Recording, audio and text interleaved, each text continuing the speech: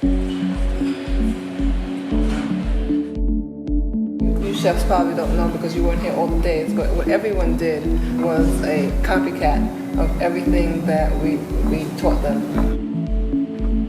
First thing I would say is muy calor because there's a lot of pepper in it. I know we're the Isle of Spice, but yeah. I think we needed a little ice in it maybe to dim it down.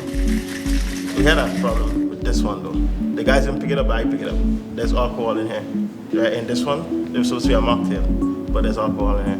But it tastes good. At the end of the day, organization, time management, protein is always the start of your dish. So you have to ensure that if nothing else, your protein is there. You wanna drop out? Okay, so we're gonna keep going, right? This is how it really works in the real world. You're given something and you have to make something of it.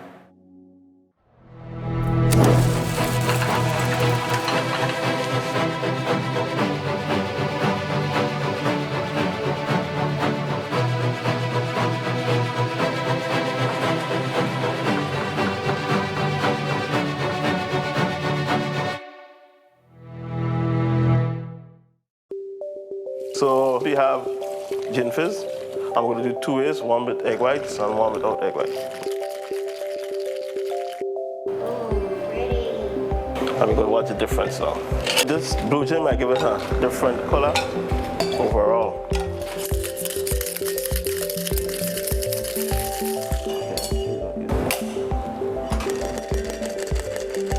You see how simple it is to do mixology? This is my first competition I'm mixing any drinks in, and I would like to start off with something that is not too complicated. And I call this drink the Smiling Widow. All of them look good though. Yeah, I'm happy with the presentation. My next drink is called Sunrise. The teen red lining in the horizon first, and then we will have the sun coming out now. So that's the sun right there, coming over the horizon. Coming right up next, we have the sky. That's the sunrise. This to me, Paul, this to me is one of the most beautiful things I've ever seen so far. You can't put it down, right? I think you did that. So the reason why I chose this drink was mainly for the color, as I said before. It's in commemorate of one of my friends. I feel like the red represents her as a person, how ambitious she was, how driven she was. She was a very important person to me. I think the fact that you knew what and why you were doing what you were doing, from the non-alcoholic drink right up even to the martini. There are not a lot of persons here who would risk a martini. Majority of the stuff I will be using local stuff from Grenada. Since Grenada is known as the island of spice, I'm gonna use one of our most famous spice, which is the nutmeg. I try to focus on our costume, so the garnish is for our flamboyancy, and the darkness of the drink is to focus on our spirit of carnival, juve, and jab jab. I really liked how you focused on bringing to life that tangible aspect of our culture in terms of the radiance and the color. There you are bringing that whole concept to life. And that's part of the direction we're going forward in terms of the destination, and two, in terms of this competition. So good job there. Funny case is that when I started drinking, I hated gin. But after a while, I decided, you know what? Things that I hate, I'm gonna try to give it some love. And one day I went to a bar and I said, I'm gonna try these ingredients and see how well they go together. And that's where it started. All these drinks look good, to be honest with you. The best results come from experiments that people have tried, so really good effort on that. Easing over sugar too. So depending on the texture, we're just going to continue mixing and make sure everything is well mixed in.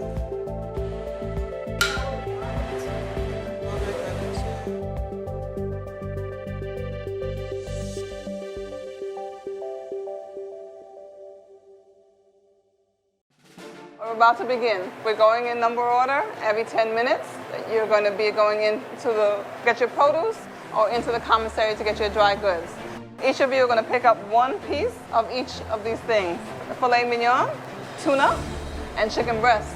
It's up to you how you want to present it. If you want to dice it and stew it, you can dice it and stew it. If you want to fry it, you can fry it. You have 30 minutes to prep and 45 minutes to finish, okay? Any questions?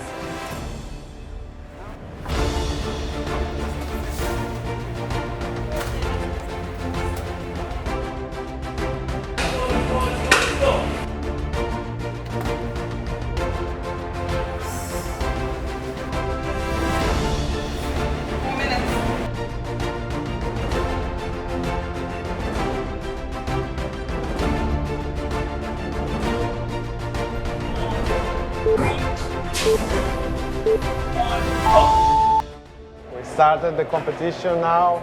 I see the guys are very focused on what they're doing, and I see some colorful mise en place, like colors. I saw a salad over there, a lot of colors. So let's see. I'm stressed. I had to change over my whole menu.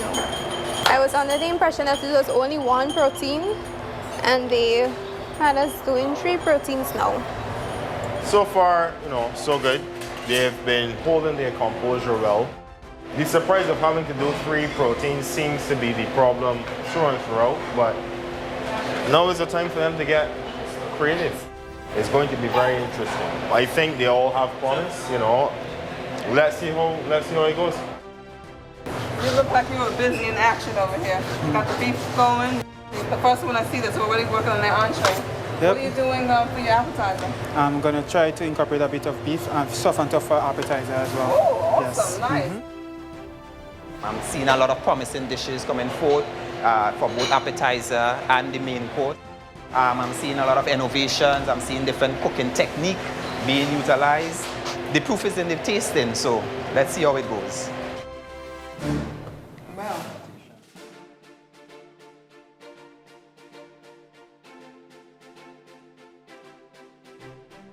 Chef, good evening. Can you tell us about your appetizer? I made some potato puree with some salted veggies. Stuffed plantain, paprika, spice roasted, pumpkin soup, fish salad with apples, red onions, and cucumbers, tomatoes. So since we had plenty of veggies and produce, I decided to make a fresh garden salad. For the salad, the passion fruit vinaigrette is nice. However, from an appetizer, you're kind of looking for more than a salad. Stuffed plantain. What did you stuff it with? Vegetables and sauteed chicken breast. I'm a lover of plantain, so for me, I absolutely love the dish, the flavor of it. I would love to have had some sauce and a little greenery with it to kind of have some other texture going on the plate. Where's the meat, Destiny? I didn't get a chance to pick it up. I had to make what I had to. Okay, Karim, I'm gonna give you some comments. For me, the entree is a little too classic. It's well executed. All right? But it's like very classic. All right? I don't know, nothing to surprise. On the main course, the beef you can see is seared well. The mash with the butternut squash is nice because it's done with a little more salt. And I think overall a pretty decent effort. I really like that you bake the chicken. That's very good. You can see it's still juicy and tender inside. So it's very good. It's very good chicken. Getting the thyme from the beef, that flavor.